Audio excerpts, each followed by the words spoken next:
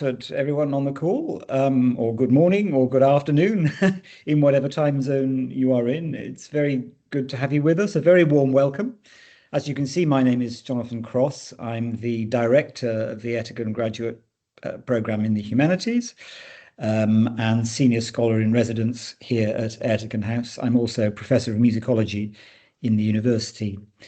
So the purpose of our session today, as you know, is to introduce you to the whole process of applying for an Ertegun scholarship for admission in October 2025. And we have gathered together a distinguished panel to help inform you of that. And I just very briefly want to introduce people, or rather invite everybody to introduce themselves before we move on. First, and most important of all, you've already heard from Dr. Maria Kouroumali, who is our administrator. So I don't know if you want to say hello again, Maria. Hello, everyone. You'll be hearing from me very soon. And then we have currently three, and we have been joined by Sydney. We have four of our current Ertegun scholars with us. So just very, very briefly, it'd be great to hear from you. So I'm just going to take you in the order that you're on my screen. So could we start with Ioana? So just an introduction of who we are. Just Nothing more. who you are, Okay. where you're from, and what course you're following, and then we'll hear more from you later. Okay, perfect. So my name is Ioana. I just started my DPhil in history, and I'm studying queer lived experiences in Eastern Europe, in Belarus, Moldova, and Ukraine. And I'm from Canada and Romania. Thank you. Ishika, you're next on my screen. Yes, hello. I'm Ishika, and I'm doing the Master's in Comparative Literature and Critical Translation, and I'm from Canada and India. So, Brilliant. Ed, your face is next on my screen. Hey everyone, I'm Ed. I grew up in the UK. I'm on my second year of the BPhil in philosophy, and I do a combination of ancient and modern ethics. Great, thank you. And last but by no means least, Sydney. Hi, everybody. I'm not sure if you can see me. I might be having some camera difficulties, but we can see you. Excellent. Okay, great. I'm Sydney Robinson. I'm from the US and from Jamaica, and I'm on the one-year Master's of the History of Science, Medicine, and Technology. Fabulous. So thanks all four for joining from different parts of the world. Maria and I are here in Ertegun House, so we are represented. So what we're planning to do over the next hour, or a little less than an hour, first of all, I'll give you a very, very brief overview of what the programme is about. Then I'll hand over to Maria, who's going to go into more detail about the whole application process. And there's quite a lot of information to impart there, so that will be useful. Then I'm going to come back to the current scholars who I'm going to invite to speak about their experiences, both of applying to the programme and also their first term in the House, or in Ed's case, first year and a bit in the House. After which we'll hand over to you to take your questions. As Maria said, your cameras and microphones are not working, but please put any questions you have in the Q&A box and we'll do our very best to answer them. This session is being recorded. And once it's finished, we will place it on our YouTube channel. So if you've enjoyed it once, you can enjoy it all over again. Or more to the point, if you know there are other people who couldn't be here live and would like to follow it, then please direct them towards that. Okay, so just very briefly, the Ertegun Graduate Scholarship Programme in the Humanities was launched some 12 years ago in 2012, thanks to the generosity of Ahmet and Mika Ertegun. Ahmet was the co-founder of one of the world's great record labels, Atlantic Records. I'm sure you know, supported such artists as Aretha Franklin, Led Zeppelin, Ed Sheeran. Mika Ertegun was a world-renowned interior designer. Mr. Ertegun died in 2007 before the programme began. Mrs. Ertegun died just a year ago on the 2nd of December 2023 in New York at the venerable age of 97. And in fact, this term, we spent much of the term remembering her life, her extraordinary creativity and her generosity. We had a big day-long commemoration with speakers from all over the world, alumni. The Patriarch of Jerusalem was with us, and it was a glorious celebration of what she did. And it's something that we feel every day. We are all very privileged to have benefited from what she donated to make the Ertegun programme happen. I mean, her vision for the future of the humanities so far, I mean, more than 150 students have been through the programme, and many more will come after them. So we welcome around 15 students each year from across the humanities, from all the humanities subjects, and from around the world to read for 1- and 2-year master's programmes and for doctoral degrees. Although I should say there's more than 15 people resident in the house at any one time. We also have a body of resident alumni, people who've been through the programme but are still in Oxford working on other degrees. Scholars are fully funded, fees and living expenses. They have this fabulous house on St Giles, which is in the centre of Oxford, where they have desks, we have seminar spaces, and they benefit from a rich academic and cultural programme. The desks, I'm sure the scholars will come on to talk about the desks. They all do. It's a very valuable asset in Oxford to have your own desk where you can leave your books. We have a weekly work in progress seminar. We meet every Wednesday where each week a scholar will give a presentation and we have a rich discussion.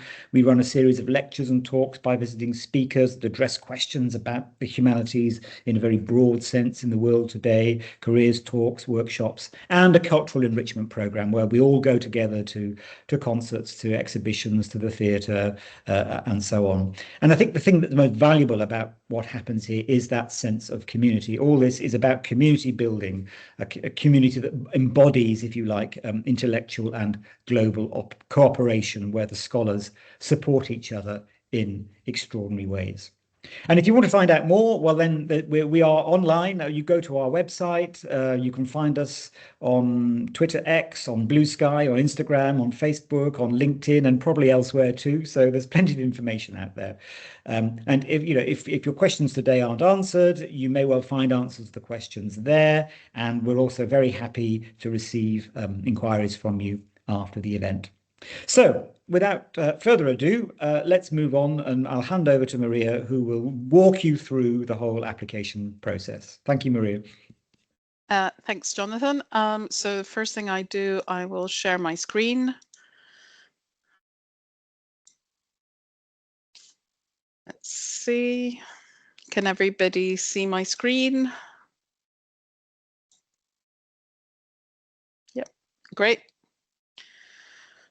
So hopefully, okay. So first of all, eligibility. I get a lot of queries about this by email. Of course, it's all on the website. All this information is not new. It's on the website, but it helps to just bullet point it for the sake of those who haven't had a chance yet to read the website. So basically, eligibility, the only thing you require to apply for an Ertegun scholarship is to be applying to the University of Oxford for a full-time graduate course in administered by one of the faculties of the Humanities division, and of course the interdisciplinary courses which are directly administered also by the Humanities division. There are a very small number of courses which are jointly administered by the Humanities and the Social Sciences division, primarily in global area studies, things like the Modern South Asian Studies Masters and doctorates, and also classical archaeology. But you can find the full list of eligible courses on our website under the scholarship section. There is a list to download and see. Of course, if you do have any queries about whether your course is eligible, please contact me and I will do my best to confirm or tell you that the course is not eligible. No course content or research content is relevant for eligibility. So for example, if you're a law student or you're doing something in the medical sciences, which is humanities related, unfortunately, that does not qualify your course to apply for an Ertegun scholarship.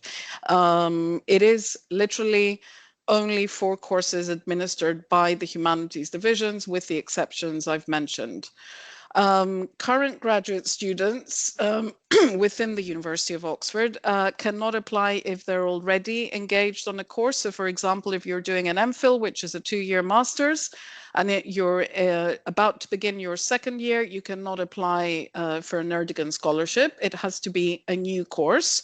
You can have had several masters. You can have studied for masters and apply for a new master's at Oxford. You are eligible then. And also the same applies if you've started a DPhil at Oxford. You cannot apply for funding for your 2nd or 3rd year. You have to apply when you're about to start a DPhil at Oxford. There are no other restrictions for eligibility, nothing to do with age or academic background or religion or countries or anything like that. We accept everybody as long as their course is one of the eligible ones. So the overview of the Ertegun Scholarship, Jonathan has spoken about the scholarship in general, but of course everything is sort of encapsulated in the mission statement, which is very important and which you should keep in mind when we address the 3 questions in the supporting statement. So you can see it on the screen. It is the mission of this program to fund and otherwise encourage graduate studies in the humanities by the Ertegun Graduate Scholars, who are a group of highly qualified scholars throughout the world who have a plan to enlarge their knowledge, have the desire to extend their vision, and seek the opportunity to exchange their ideas. So those are all 3 key points. And I'm sure we will hear more about how our current scholars incorporated these in their answers to the questions of the supporting statements. Again, I repeat that it is only for humanities full-time postgraduates, no part-time. Humanities courses are eligible to apply for the Ertegun Scholarship. And the scholarship specifically covers all course fees. It does offer a living stipend for each year of the course that you are an Ertegun Scholar, which is currently a little under sort of 19,237 to be exact for this year. And it grants you access to the Ertegun House, its community, the cultural program of events that Jonathan has mentioned, and the desk for the duration of your course. It does not cover visa and health surcharge costs or research or travel expenses, regrettably. There are other sources of funding for some of these things, but we do not cover these. And you cannot hold an Ertegun Scholarship in conjunction with any other full scholarship award. So the timeline, very important. For most of the humanities research and talk graduate courses, it is the 7th of January next year, the deadline for submitting your Oxford application and also the Ertegun application at the same time. And some of the jointly administered courses in the global and area studies have a later deadline of 28th January, which if you submit your Oxford application to this late January deadline, you can, of course, still apply for the Ertegun Scholarship. You will not be eligible to apply for an Ertegun Scholarship if your course has a sort of March deadline. You can still apply for the course, but you will not be considered for an Ertegun Scholarship. Even if you do, the 2 important things that you should do when completing your Oxford application, which is tick the relevant box that says that you're applying to the Ertegun Scholarship, and remember to upload your completed Ertegun supporting statement. And then from mid to late February, the applicants selected by the faculties will be asked to interview online. And you will also be asked, if you are asked for an interview, you will be asked to submit a digital copy of a CV in PDF or Word document directly to myself. And we accept any style of CV. This is because the Oxford application now no longer requires CVs to be submitted, but the Ertegun Selection Committee still requires these. And it's nothing to worry about. Any type of CV will be accepted, and you will receive an email directly from me if you have been longlisted to submit this CV. And we do send out offer letters immediately after the Ertegun Selection Committee meets, which is usually by early March. And if any candidates, successful applicants, do not accept the scholarship, we will send any remaining offers by the end of March. Unfortunately, we cannot notify all the applicants to the program because we receive in excess of 1,500 Ertegun applications each year. But if you have been interviewed by the faculties, you will be notified that you have been unsuccessful. Everybody else, if you have not heard from us by April, you should consider that you have not been successful on this occasion. So the application process, you submit the Ertegun supporting statement with your Oxford graduate application. As I said, you need to tick the box to indicate that you're applying to the Ertegun scholarship, and then you need to upload the Ertegun supporting statement in PDF format. The supporting statement is available to download on our website in Word format. You complete it, save it as a PDF, and then upload it with your application. And it's made up of 3 questions. Each one of the questions requires an answer of no more than 500 words. And there are some very brief guidance notes on how to answer the 3 questions, also available to download on our website.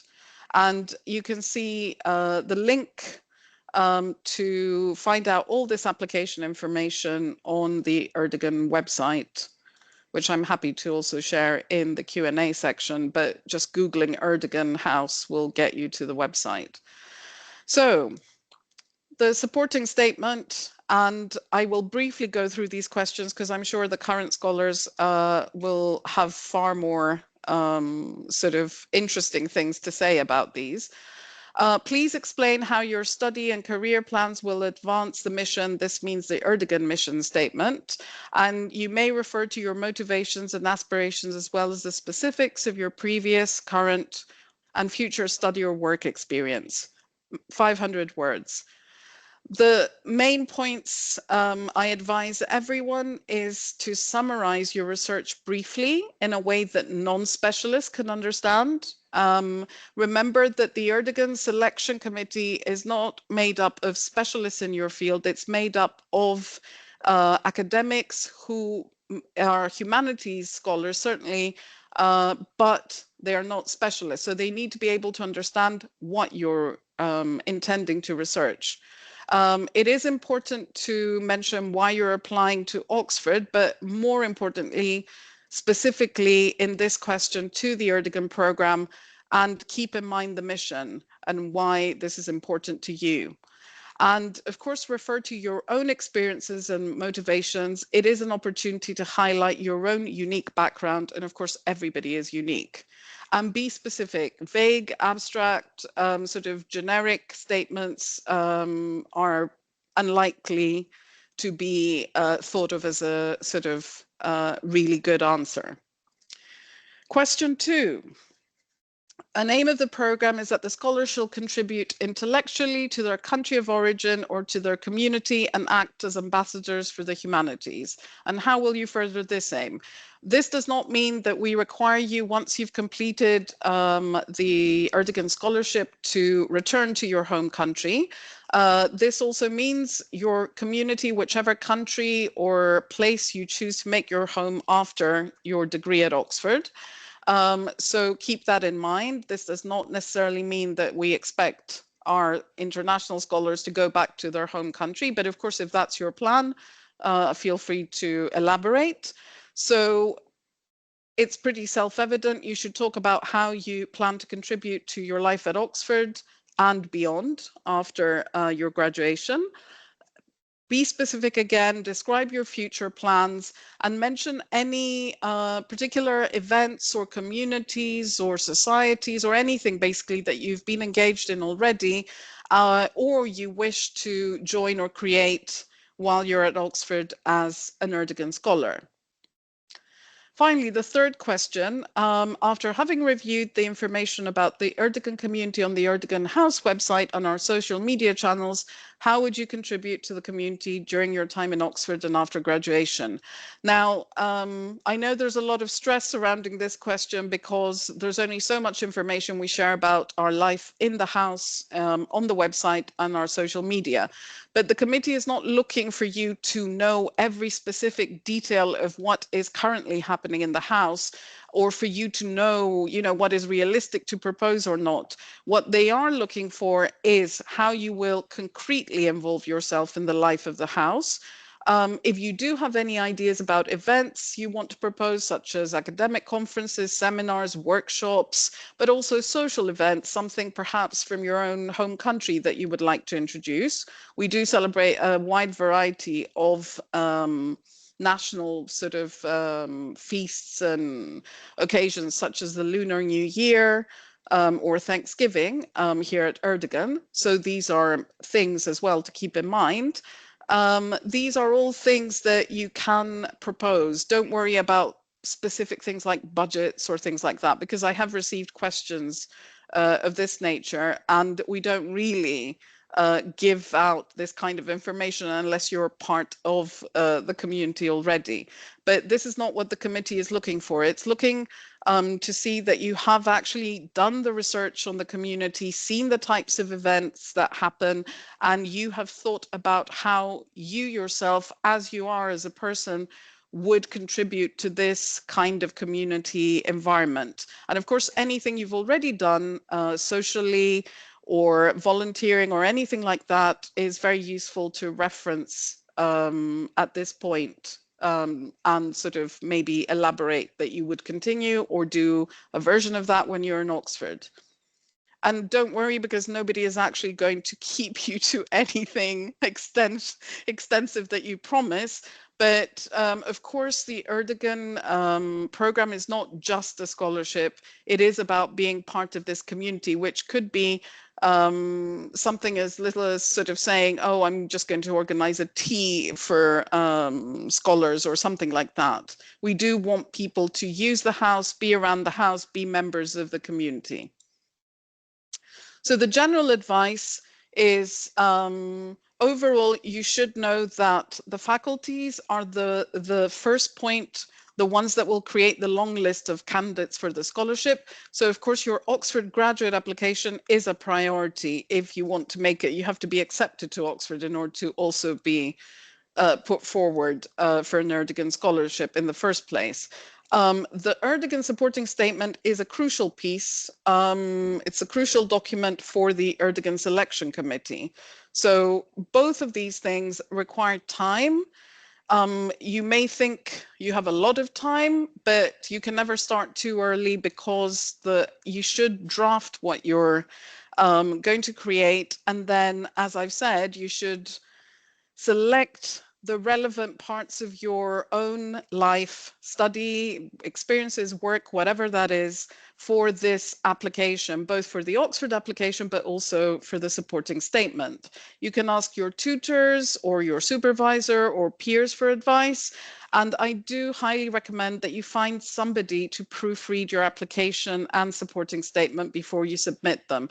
I can't stress how useful having what is known as a critical friend, somebody who does not have to be a specialist in your field, can be your buddy who has nothing to do with academia, because somebody like that can tell you if what you're writing is clear and understood by non-specialists. If they understand, even if they don't know your field, it's likely that any Oxford, of course, academic will understand, and you have more chances of your application being successful. And do avoid, I know there's a lot of talk about AI programs currently. I think they're useful in some ways. They can generate a draft maybe, but you should always, always edit and personalize any application.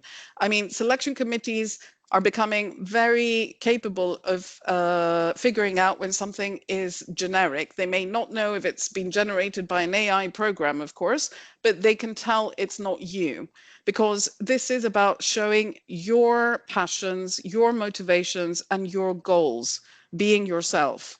And be very concise and specific. You think 500 words is a lot, but actually it's not as much as you think. So please submit any questions in the Q&A section. And of course, as always, good luck. Fabulous. Thank you very much indeed, Maria. A very comprehensive overview there of all the things that you need to bear in mind. And just to reiterate what Maria said towards the end there is that, I mean, there are two parts to this process. Yes, there are these three questions that you need to think about carefully for the Ertegun Scholarship, but it's equally important that you devote time to your Oxford application, which will go to the specialists in the faculty. So don't neglect that. If you don't get a place, then you won't get a scholarship. It's as obvious as that. Okay, so that's everything in theory. Now let's hear about how it actually works in practice. So I'd love to hear from the four of you on the screen about, let's talk about, first of all, your experiences of applying, how you found it, and you know what challenges you faced and how you perhaps overcame those challenges. I don't know who would like to go first. I'm happy to go first, Jonathan. Thank you, Ed, very much. Yeah, so some of what I'll say I think will reiterate what Maria says, but hopefully I can remember some examples of when I applied what feels like a while ago now. I think a good way to approach the application is by thinking about how it's different from your normal Oxford application, which, as we've said, needs to be, you know, really good, well researched, and so on. It's quite a nice feature that the Ertegun application is written for non-specialists, because you can actually take that opportunity to write a bit about things which you just wouldn't be able to in the normal one. You can talk a bit about your kind of overall passion and philosophy about the discipline which you're engaging as a whole. You can talk about how, you know, you think it connects to contemporary issues and all that sort of thing, why you think it matters. Equally, you don't want to do that in a kind of general hand-wavy, gestury way, which is too abstract, like we've said. So I think one difficulty you might encounter is you want to speak about these big ideas, right? Like in the mission statement, enlarging your vision for the future, but you need to somehow make that also concrete and specific. And that's definitely a challenge. The way I approached it was thinking about like balancing stuff which I wanted to do in the future with stuff I've done in the past and linking them together. Because you don't want too much of either. You don't want the whole statement to be, I've done this, this, this, this. You want it to be, okay, well, I actually want to do something with the program. I want to do something which I haven't done already. But we don't just want all these plans which aren't rooted in anything substantive. So to take an example from my own application, I was talking a lot about what I think philosophy, and specifically ancient philosophy, can speak to in terms of contemporary problems, right? So I had lots of ideas in the statement about what I think was important there and how I might connect my research to it. But I tried to take experiences which I'd had already, which could back up that kind of interest, to show I haven't just plucked it out of nowhere. So some of those were academic, like public writing that I had done, like essay competitions that I had done in these kind of areas. But they don't have to be academic. I also spoke quite a lot on my application about my interest in sports and the way I'd participated in outreach activities through that. That obviously isn't the same as what I was planning academically, but it was proof that I'd been proactive and engaged in those sort of things. And that's helpful. So that balance of past and future, I think, is a nice way to think about it. And the other thing I would say, both in the section where you're talking about your research and what you contribute to the house, is they want to see personality. They will, you know, and it's fine to have kind of weird and wonderful things that you might have done, you know, music, sport, all sorts of extracurriculars, stuff from your culture, whatever it is. If it matters to you, then you can include it. And like Maria and Jonathan have mentioned, there's lots of scope within the program to make stuff your own. So although there's a kind of broad structure of a cultural program, within that, you can basically walk into Jonathan and Maria's office and say, I'd really like to organize this, provided it's not going to cost thousands and thousands of pounds and it's going to pass health and safety checks, you can probably do it. So you can be specific in terms of what you would want to propose and bring to the house, but you can be imaginative and connect it to your interests and so on. I'll stop there. Brilliant. Thank you so much, Ed. That was really clear, really helpful. Yes, I want to put on a performance of Wagner's Ring Cycle with an orchestra of 150, and that's probably not going to work, but slightly more moderate proposals. But I think one thing that came through loud and clear from what Ed just said was, you know, be specific. And Maria said this too. If you just float around in generalizations, it's not going to get you very far. So relate this to your own experience and your own desires. Great. So from the other three of you who went through this process a year ago, so it's probably a little bit fresher in your minds. Do you have other thoughts to share on that? Yeah, I can jump in. Thank you very much, Sydney. Sure, no problem. I mean, I think all of what Ed says definitely holds a lot of truth. You do want to be specific. You do want to connect it to what you've done in the past and what you hope to do in the future. But I also think a really important part of the Ertegun application process and just the structure of the program in general is its emphasis on community. There are other funding schemes available at Oxford that will give you some money and you can go off and do your studies. But I think a really crucial and beneficial part of Ertegun is its emphasis on having that interdisciplinarity, the interaction. It's wonderful to have people who are willing to buy into kind of these quirky, strange aspects of Ertegun community and the celebrations and movie nights that we host. So I think specific instances of that, your buy-in in the past is also really helpful in indicating that you're a person who would be kind of part of this community that we have. So I know I really emphasized past instances in my own life of really longing for that sort of both intellectual community and cross-pollination. And then, as Ed was saying, kind of pitched a few things of my own that were not these sweeping, crazy reforms of Ertegun culture, but just ways that I can insert my own culture. Maria mentioned Thanksgiving. We have Ertegiving, also influencing Ertegun culture with a little bit more of a Caribbean influence as well. So I think just obviously emphasizing your interest in the academic portion of things, but really understanding that Ertegun is also a place for intellectual and personal community. So I think for me, what was really helpful on the Ertegun website, there's a tab that is called Life at Ertegun House, and I checked out the events to get a sense of what sorts of things are being hosted. But then also the Welcome to My Desk tab I thought was a really cool way to see how individual scholars had benefited from the community. And even just in showing personality, I was like, oh, okay, it's fine to have your own distinctive voice for this sort of community. And I think that really allowed my personal statements to kind of have a little bit more color than they might have otherwise had. So investigate the resources that we have online on social media and kind of get a sense of how you might fit in to that sort of dynamic and make a case for yourself. Brilliant. Thank you so much, Sydney. You failed to mention your lethal rum punch at the Christmas party, which yes, I think will live long in the memory. It was delicious, but pretty strong.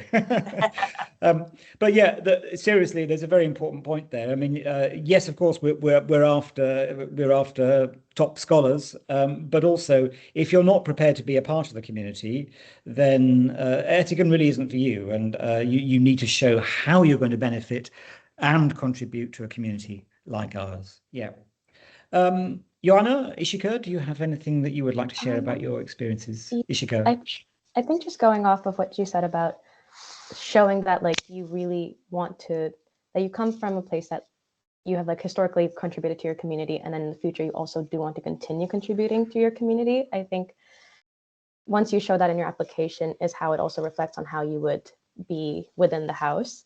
And because I remember in my application, what I treated the Ertegun application as was this sort of supplement to the Oxford application, where in your Oxford application, it's a very professional application. You're pitching your project and you're saying, here's what I want to do. Here's the resources available at Oxford that I will make use of. And here's sort of where I will take this project in the future. And here's why I'm capable of doing it. So you're listing more of your research experiences and your past academic achievements.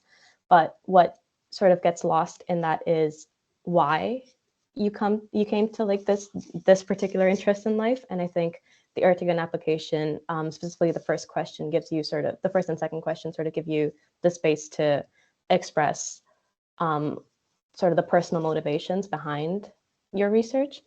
And then also how I think it also, specifically at the house, I think what's important to think about is that it is about the humane side of education. I think it sort of fights against this accusation that the humanities can get isolating, because there is this emphasis on community and emphasis on learning from each other just as much as it is in focusing on your independent research, but also learning from other people's independent researches and having this sort of shared community of ideas.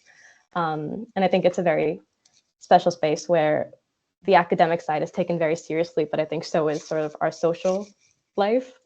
There's an equal amount of sort of emotional energy put into both aspects of life, which I think is very special and is something maybe you want to reflect a passion for in your application.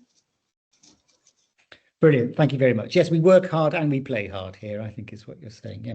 But also your advice that, be clear about your personal motivation. There's no harm, or rather there's a great advantage to being personal about it. Why you've chosen to take this particular direction, what has motivated it, what has prompted it. And that can be very powerful. So don't shy away from that. Ioana. Yes, I'll try to tie it up together. So I think mentioning a bit what Sydney mentioned, but during our celebration of Mika and 2 months ago almost, there was this sentence I was mentioned that this program isn't just about the money, it's about what you do while you have it and what you do after. So I think that's key to sort of think about as you're reflecting on your experiences in the past. So I think this is something that I try to keep in mind throughout all the answers. What sort of communities I've been part of before? What sort of collaborative, interdisciplinary, intergenerational environments have I been part of? How have they shaped me? How have they made me rethink my research? How have they helped me broaden my mind and have a greater impact in the various communities I've had, even on certain individuals? So I think this aspect of collaboration, exchange, dialogue, something to sort of keep in mind how you've had it in the past, how it's influenced you, and how you hope to utilize it once again. That would be something to keep in mind. And definitely Ed and Ishika mentioned it, but it's just you can do what the proposal, what your research intent doesn't let you do, you can do in the Ertegun application. So see what speaks to you on the website from what we've said and sort of expand on that, because that'll give you the personality, that'll give you sort of the colorfulness that Ertegun is overall. And I think I would take this moment, like the next couple of weeks, to think, how does your research, how do your experiences shape the way that you want to become after your academic life, right? Because sort of this, you're in this confined space where you just think, but how can you act afterwards on it? I think it's something that is present at Ertegun, but also something that makes you a better individual, a more conscious one. So I think this is very much in line with everyday life at Ertegun. It's fun, you think, but also it's what happens outside of it. So I think that's what I would have to say in that regard, I think. Yeah. Brilliant. Thank you very much indeed. And actually, there are 3 key words there. I've written them down. I will use them again in the future, which is why the humanities are so important in the world. But collaboration, exchange, dialogue. Those are the 3 words that you used, Ioana. And in a way, that's everything that we do here. And it's epitomized certainly in our weekly Wednesday work in progress seminars, where a specialist will be giving a talk, but the whole group will discuss it and respond and ask questions and bring the richness of their experiences across the humanities and indeed from their lives to bear on that in a really enriching way. I'm conscious that time is ticking on, so I think we need to move on to the Q&A, and I'm sure as we work through the questions and answer it, the scholars will also be able to bring something more of their current experiences of the house into that. So where are we on the Q&A front, Maria? Have we got questions coming in? No, we don't actually have any questions. Oh. It means we've been so crystal clear that nobody has any questions. But if you do, feel free to pop them in the Q&A and we'll do our best to answer. But also, if nobody has any questions, because it is a good amount of information to digest, you can email myself with application questions, and I'm sure our current scholars, if you want to speak to them directly, I'll be happy to get their permission and share their email with you if you email me. So we'll wait a few minutes in case anybody can think of something they'd like to ask.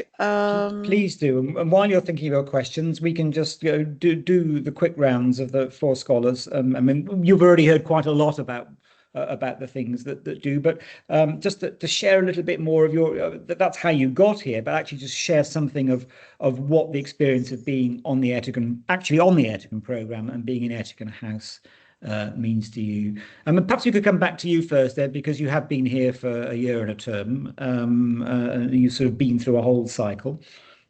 For sure. Yeah, I think one of the kind of buzzwords which gets thrown around a lot is interdisciplinary. And so I'll speak about what that has meant to me.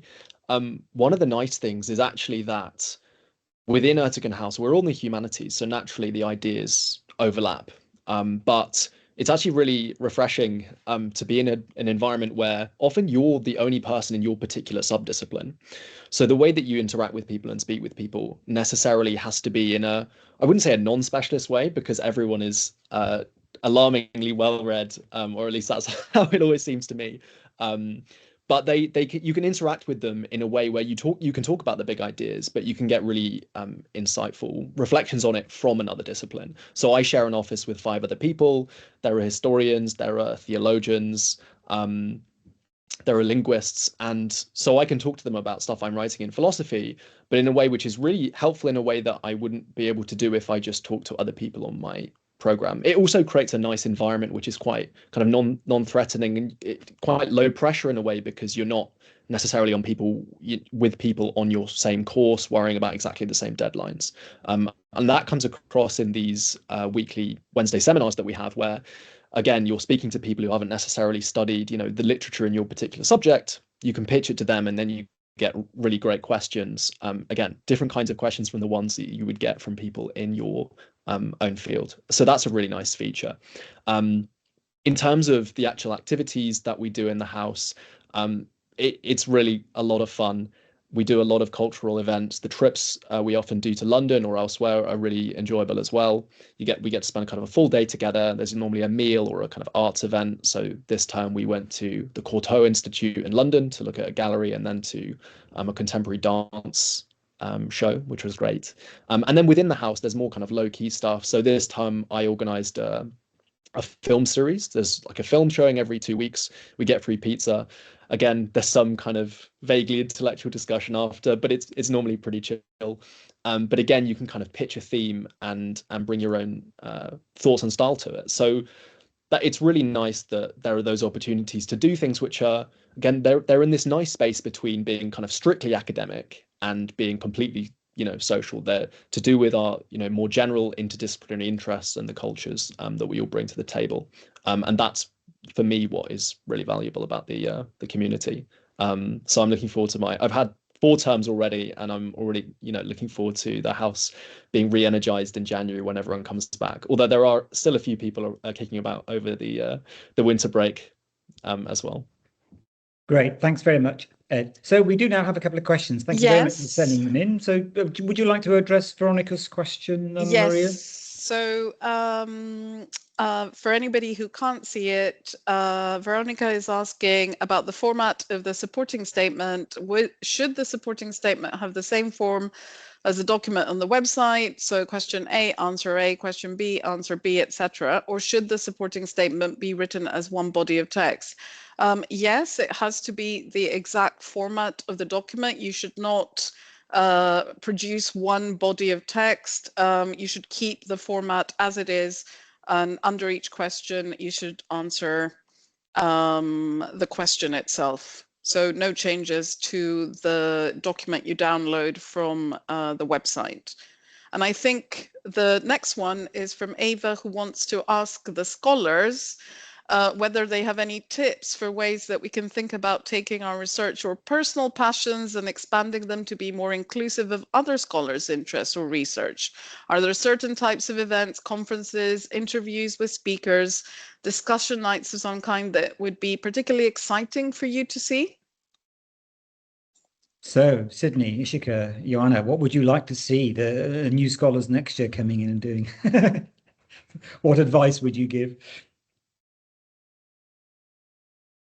I think the sort of beauty of Ertegun is that you can have any sort of event from highly formal to informal, which means if you want to have something that involves multiple people's sort of personal projects. Like you can put together a conference and you can put together a panel, and you can also just, I don't know, like as like Ed was saying about the movie nights, I think like what happens after the movie nights is normally someone will just randomly say, oh, that movie was a little biblical, but then you'll have an actual theologian go into like the depths and theories of like what actually is going on. So I think there's a lot of potential, and I think because it's a bunch of people who are very passionate about what they do, almost every event that you organize will sort of turn into this very interesting and intriguing conversation about people's personal interests and overlaps in them, and even discussions when there are, even like the disagreements are very productive.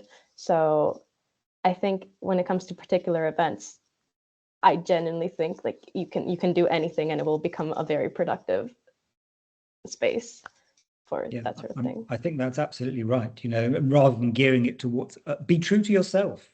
And we will always find something in common to discuss, or indeed to, as you say, Ishika, to disagree about. But we always disagree agreeably here. It's we're not all of one mind necessarily, but we find a way of bringing these issues together. I'll come back to the other two of you in a minute, but we also have a question here from Ben. Does Ertegun do any outreach activities that engage with the Oxford community outside the university setting with the local community?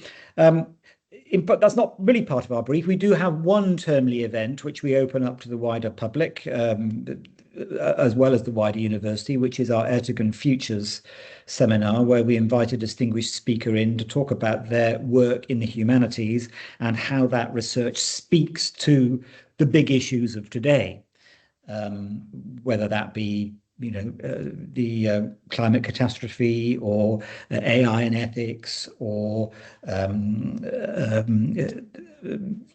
well, this term we had a speaker talking about his research with Gen Z. We had both pronunciations, and their attitudes, their ideas of faith and spirituality. So that's one termly event which we do open up to the wider public. But actually, in terms of other kinds of outreach activities, I'm going to just hand back very briefly to Ed, because you have been involved with those, and indeed you've been encouraging us to take this issue a little bit more seriously. Ed, do you want to say something very briefly about that? Yeah, sure. So I mean, this is some stuff I put on my application. So this would be a great example. Like if you've done any outreach activities before and you wanted to pitch them as something that you could bring to the community, then I think that's a great idea, and it would be a welcome addition. So that's exactly the kind of thing you could talk about. I put stuff on my application about organizing fundraise, like I kind of mentioned it earlier. I did a fundraiser through sport, a rowing fundraiser which I'd done, and also volunteering with English language tuition. So I still do that locally, and it's not a formal Ertegun thing, but I've advertised it to other scholars where I go in once a week for an hour and teach kids who are refugee or migrant students English as a second language. So there's definitely space, I think, in the program to get involved in that sort of thing, which would be welcomed. And I mean, I think we could definitely kind of institutionalize it a bit more as well. So, by all means, add those experiences on your application as past experiences, as evidence of what the kind of things are that you want to get involved in. And yeah, I think pitching that as a project that you could bring to the table as well would be great. And I'm definitely not the only scholar who does outreach activities as well.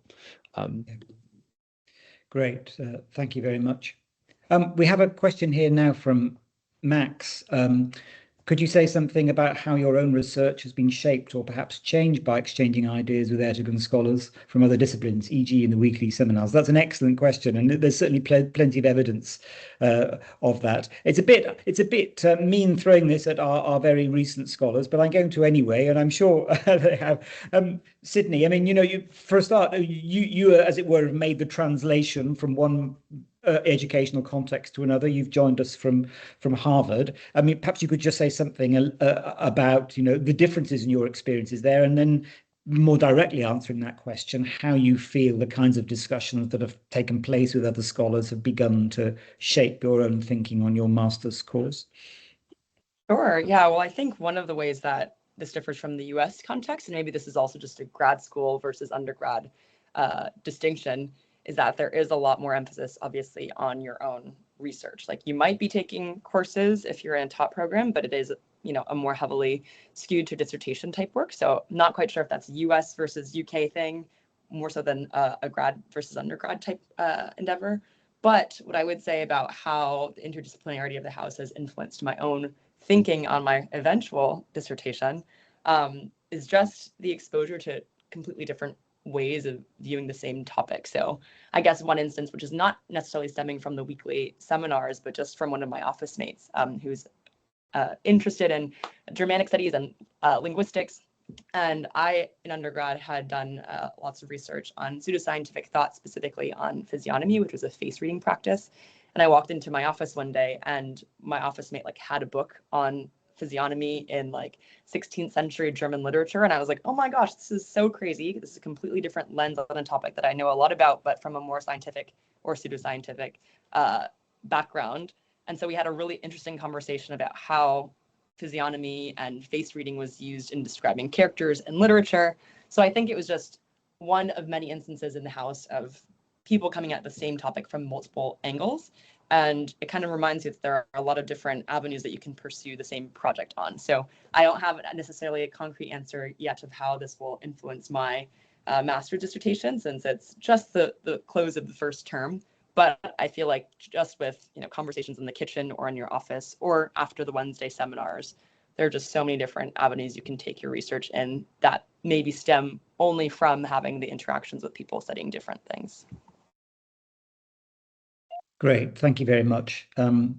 I mean, I did wonder whether, Ioana, you might just like to speak to that very briefly, because you're a different category, as it were. You're beginning as a doctoral student rather than as a master's student. So you're down that track for 3 years. What those seminars, how those seminars already might be shaping your thinking. Yeah, and I think this can speak more broadly to the value that the scholarship has, especially for doctoral students that have, there's very much less of a structure at Oxford. You're sort of thrown in the deep end with your research. You meet your supervisors from time to time. So I think the Ertegun community, the house, the discussions in our offices, in the kitchen, or the seminar, like I think offer this type of exchange of ideas that you would only get maybe in weekly seminars elsewhere at the university. So I think, for example, in my regard, it's similar to Sydney. In my office that I also share with Ed, but with another student who's studying theology. And so as I mentioned, I'm studying queer lived experience of Eastern Europe, and religion has been tackled in a very negative lens in the scholarship. And as I'm delving more into sort of religion, theology, how that might influence conceptions of the self, conceptions of the queer self, then it's very useful to talk and to exchange with people who are specialists in that regard and who can offer a lot of insight and critique in a way, the way that I would approach it traditionally. So I think that, and in terms of the seminars, I think the topics are so broad, but for every seminar, I have my little notebook, and then there's always ideas that come up that I'm like, okay, I should keep this in mind, be it about the way in which people communicate, be it about the way that language influences conceptions of the self. So those more technical terms that I'm like, okay, I could keep that in mind for afterwards, just look into it and see if that applies. So I think having this very broad range of perspectives and opinions and insights, I think being open to that is very useful to make your own research just better, more insightful, and more original and innovative. So definitely useful all around. Great, thank you very much. Right, I'm conscious of the time, so forgive me. I'm going to skip over the questions from Ava and Veronica because we've already answered one of your questions each, and jump to anonymous. But thank you for your question. But there's one here that some of the scholars can speak to. Would you have any advice about how to make sure your writing is clear to others when you've come from outside the Oxford or UK graduate school system? So I think that's a very real question. I mean, Ishika first. I don't know whether you would address that, because the three of you have come from outside the UK system. And I'm sure that was on your mind when you were putting the application in. Would you like to speak to that? Yes, definitely. I think when you're putting your application together for a place like Oxford, I remember the way I approached it was you want to strike a balance of like making sure that it comes across that you are well versed in sort of the academic canon that you're engaging with, that you're like to give the impression that you're not jumping into a pool without knowing what's in there. You already have sort of introduced yourselves and made yourself comfortable with the material, and you are ready to sort of contribute to it. But I think sort of balancing that with also making sure that your application does not have a lot of sort of field-specific jargon, I think is probably smart. So it's kind of a vague answer, but I think striking a balance between showing that you are capable of doing the research and the project that you are claiming that you are, but also presenting it in a digestible manner. And so make it confident, but also make it concise, if that makes any sense. It certainly does make sense. Thank you. And I would add to that the whole point about the Ertegun program is that it's explicitly international. I mean, we're encouraging applications from all over the world, and the board does its best to ensure that there's a very wide representation. So, it's very much looking beyond the walls of the ancient city walls of Oxford, or indeed the borders of the UK, and understands that applicants are coming from different traditions and so on, and that's taken into account when the applications are being read. Okay, we've got less than 5 minutes here. There was one question that came up earlier. I think this was also from Ava about college choice. Maria, would you just like to say something very briefly about that and how that relates to the Ertegun application? So the Ertegun aspirations don't really factor into the college choice, because that is through the effectively graduate admissions and the colleges themselves. I mean, obviously all our scholars belong to a college and they will be selected, but your Ertegun sort of statement isn't going to be the deciding factor for a college to choose you. So it doesn't really factor very much or at all. I guess I could also say, I'm not sure if this question is asking about college dependency or needing to be in a particular college to get Ertegun. Some funding is tied to colleges, and that's not the case with Ertegun, if that was what the question was getting at as well. I mean, I think it's true to say that the vast majority of Ertegun scholars spend the vast majority of their time in Ertegun House. They are all linked to a college, which provides other welfare and food and communities. But the primary community, most Ertegun scholars say, is the Ertegun community. But these are separate processes. I don't know whether anonymous is the same anonymous, but keep your chin up is my answer to this question. Any tips for staying optimistic? Yes, it's a very it's a competitive process, clearly, but nothing ventured, nothing gained. And I don't think you need to think negatively about this. If you put in a strong application, and this really is also to answer, I think this was Veronica's second question about what sets applicants apart. I think you've heard very clearly from all the scholars, be yourself.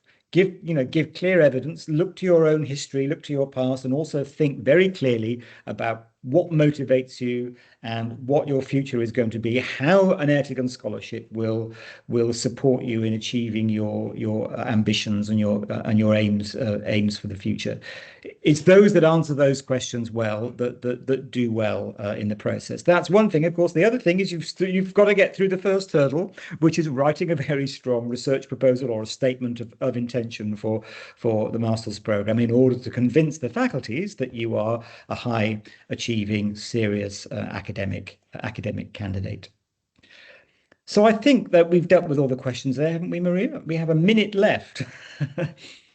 Yes, I think more or less everything has been answered. Ed has helpfully written underneath the ones, so he's given his answer to the questions by Ava and Veronica and anonymous, the latest anonymous, about being optimistic. But I would just like to add that what Jonathan said is correct. If you don't actually apply to the scholarship, you will not get a scholarship of any sort. So even if you have a snowball's chance in hell, I would recommend applying to any and all scholarships that you're eligible for.